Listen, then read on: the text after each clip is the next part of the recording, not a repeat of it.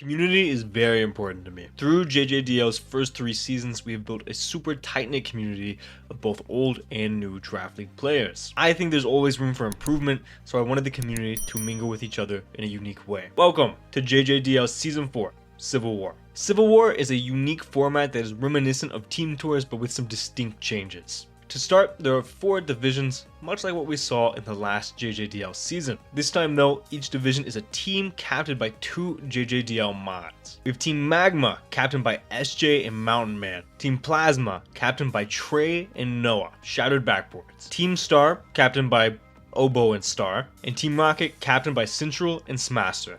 These teams drafted in a live player draft that you can check out in the top right hand corner, a team of 10 different players from accepted players to create their final player rosters. Unlike Team Tours, each division creates 12 uniquely powerful teams on their own accord. They do not draft with other teams. After the teams are made, each team plays each other team 3 different times for a 9-week regular league season. At the end of the regular season, the win total for each team will be tallied, and then each team will be seeded. This will be followed by team playoffs and an individual playoffs that will be explained to you, the viewers, once we get closer to that point. You may have noticed, I entered JJDL Season 4 Civil War as a player rather than a captain. And the reason?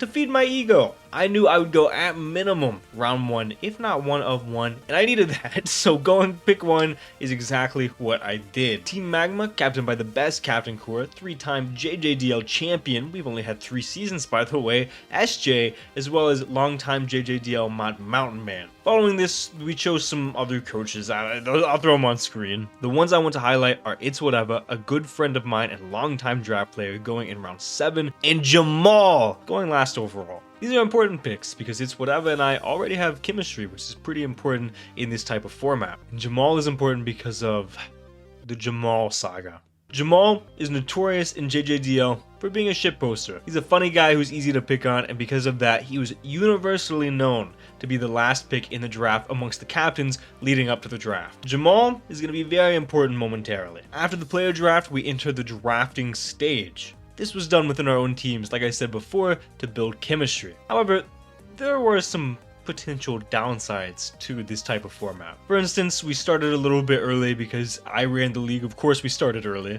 And a few of our members were a little bit inactive for the beginning parts of this, giving them a little bit less options to draft from. Enter Jamal. I was able to secure Terapagos round 1, and I really wanted Uncle Mike round 2 because nobody else showed interest in him, and I think he paired perfectly with Terapagos. Unfortunately, Jamal did not check the chat. And guess who he took? None other than Uncle Mike. I already made a few plans around it, but it really wasn't the biggest deal in the world. It was just a little bit frustrating at this point in the draft. This ended up not being the biggest deal in the world. We were able to eventually make both teams work, but the frustration was definitely there at first. However, because Jamal took Iron Hands, Greninja was still there round 2, so I paired that with Terapagos instead. And I ended up with a team that you see on screen right now. The team's pretty good. The main idea is to enable Terapagos as much as possible. We have things to break ghosts, things to break steals, things to switch into the things that Terapagos does not like, a lot of hazards for Terapagos. Everything is bent on Terapagos being the primary Pokemon because I want to give it a good fair try. I want to try this Pokemon so bad. And a lot of people have been asking me why I didn't choose Gouging Fire. I convinced myself that Terapagos is like one of the best Pokemon in this type of format and Gouging Fire is a little bit worse.